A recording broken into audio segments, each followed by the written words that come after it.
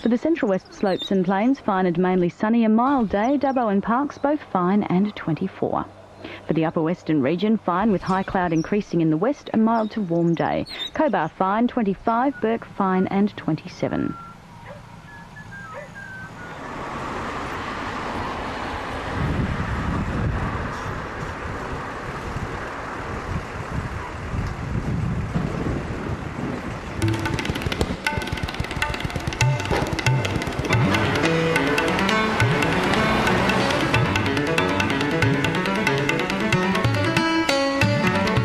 Hello, I'm Jockey Sanderson. I've been coaching and competing for the last 12 years, flying from the tranquil flatlands of Australia to the slightly more stronger conditions of the Alps. I've had many students asking many questions, and since making security in flight, I've definitely noticed there's a need to make another educational video that takes you, the pilot, through all aspects of cross-country flying.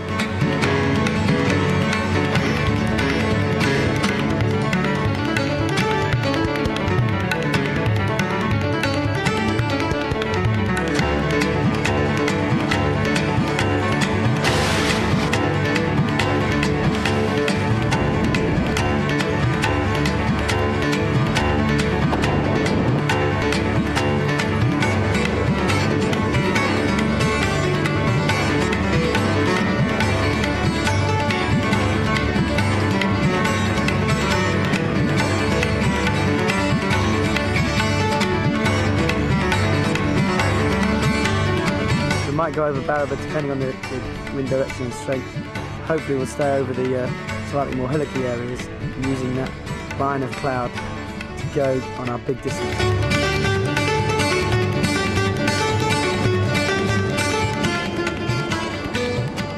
Be prepared. The worst thing is to go places without knowledge of where you're going, so plan a route, think about where you're getting picked up from, possible areas of where there won't be any roads, tiger country, that sort of thing. Have all your equipment sorted out, make sure all your batteries are charged. The worst thing is 4 hours into an epic day to have your Vario go flat on you or your GPS to go flat. It's always a bastard.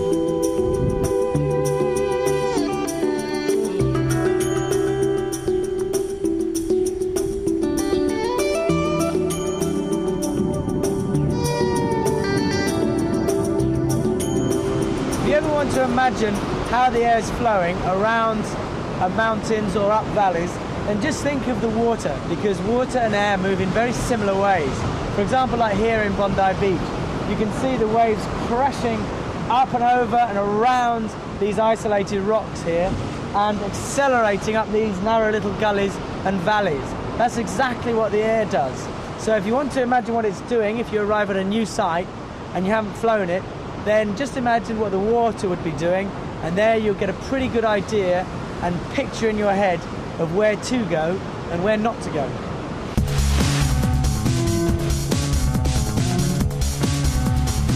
When you're flying at Termik sites, it's always good to get to the takeoff early to give yourself time to get your gear ready and relax.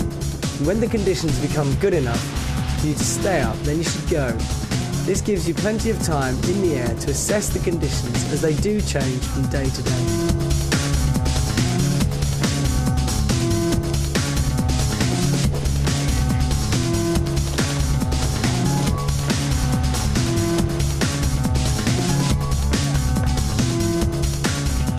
Now I know you can all fly, and I know you can all take off, but there are a few key points that will help you get it right.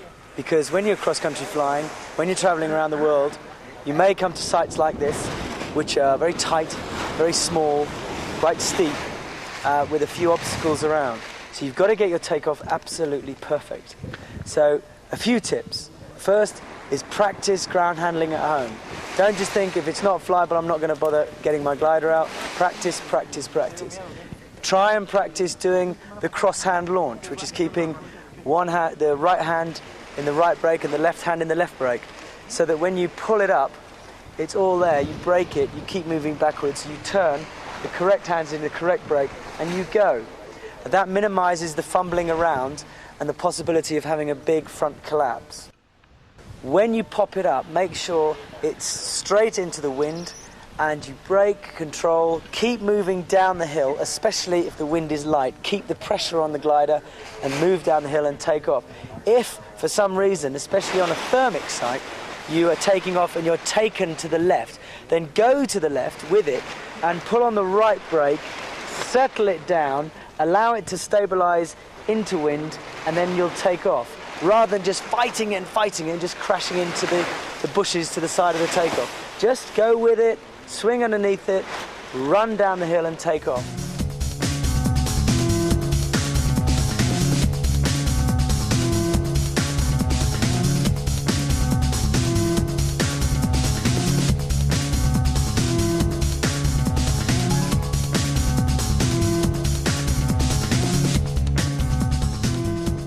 Prepared, various radios all the time.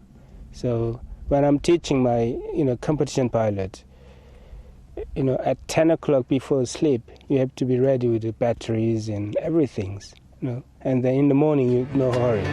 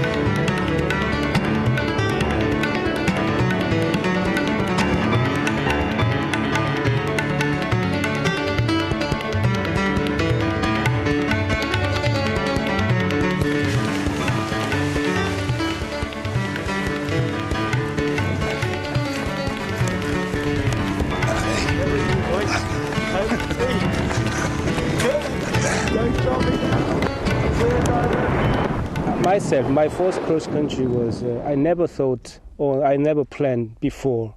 The day was just good feeling, so I was very high. Then, I just fly. I thought I should go there, and then I went there. Then I take down the thermals, and then I climb. And then I looked the other place, and I say, oh, that looks good. So I went there. That was my first flying. So I think the cross country comes by chance, the first cross country. So you need to always be ready to fly, and then no need to plan big distance for the first cross country.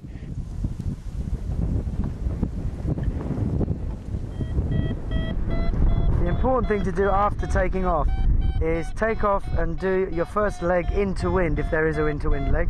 And from here, there was an into-wind leg coming from the left. So as soon as you take off, go left, go into wind. It gives yourself a slower ground speed, and therefore if anything was to go wrong, then you're not going very fast before you touch down on the slope again. So it's always good. It gives you time to sort of get into your harness, relax, chill out and get used to the day.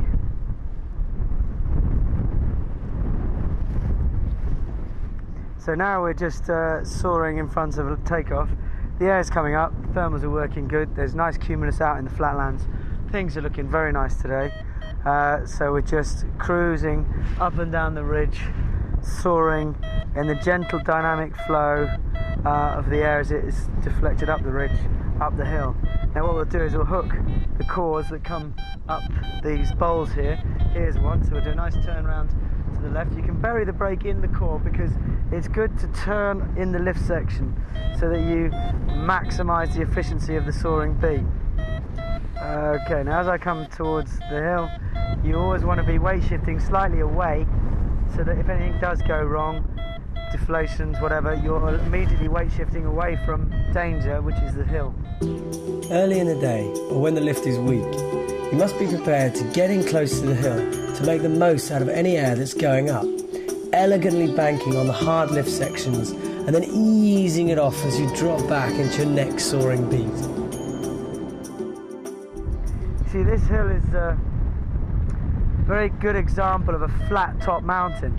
It has a flat top, so the thermal is actually coming up the face, dripping off the crest of the hill, the edge of the hill, dripping off. So the thermal sort of column goes up like that. And if you had a lee side thermal on the other side, the thermal will come up this side.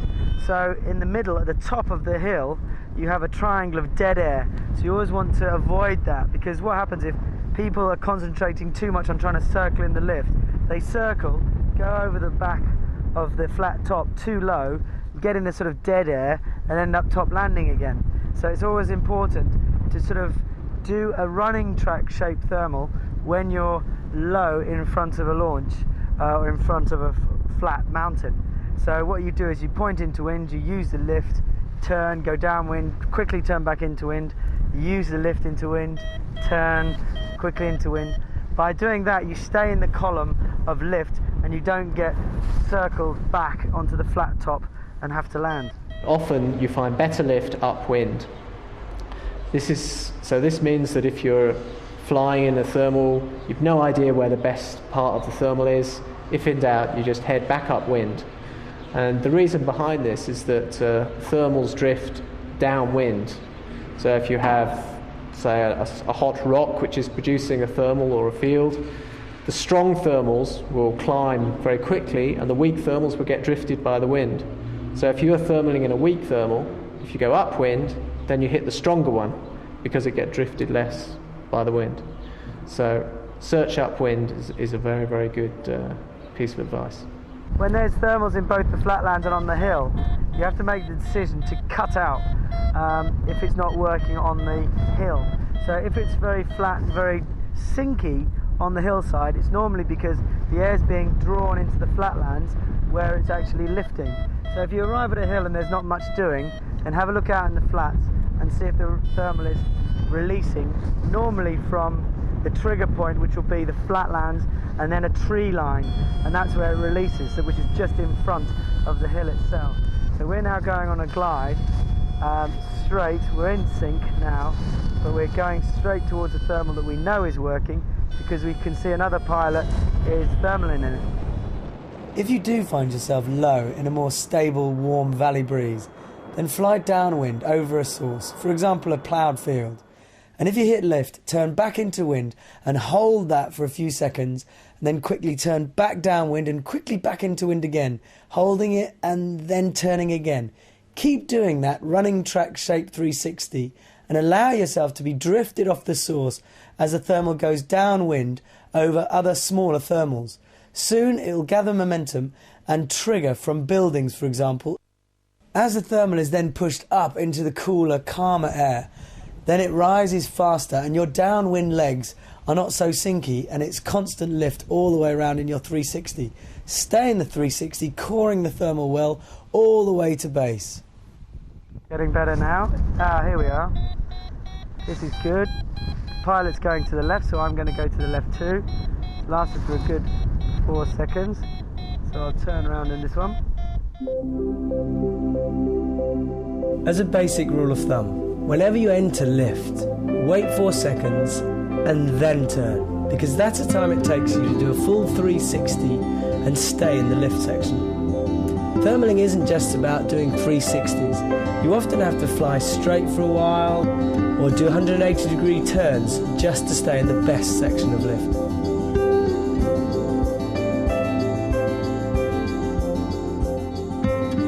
The core here, so I'm flattening out, centering on the core, that's nice, and I'll turn again.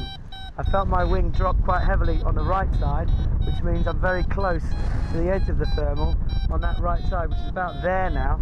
So I just fly straight a bit away from where that sink was, so the next time I do a 360, now I won't hit that sinky edge. It's always important to fly away from the sinky areas as much as it is important to fly into the lifty areas.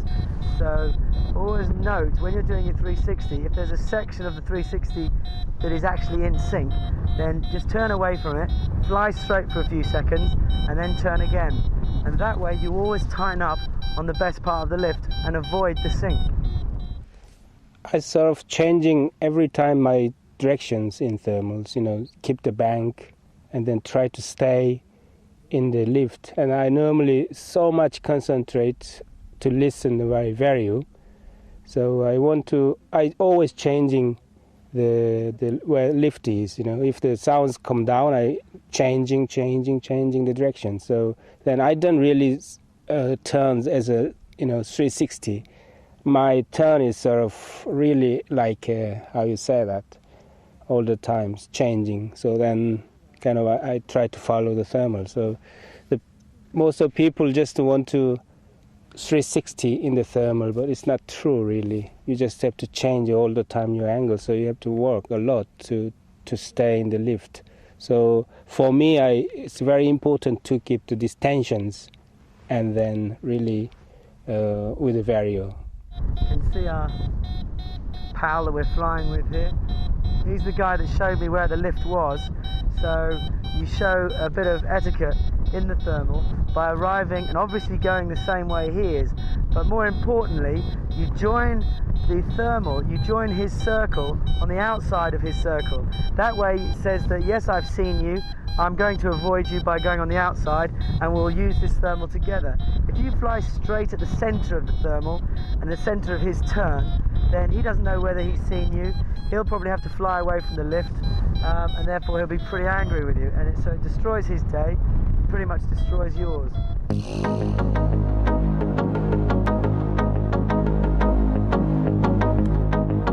You should never leave lift unless you can see it's going up better somewhere else and within a glide to you, and if that's the case, then get over there as fast as possible. The secret of going up is not worrying about going down.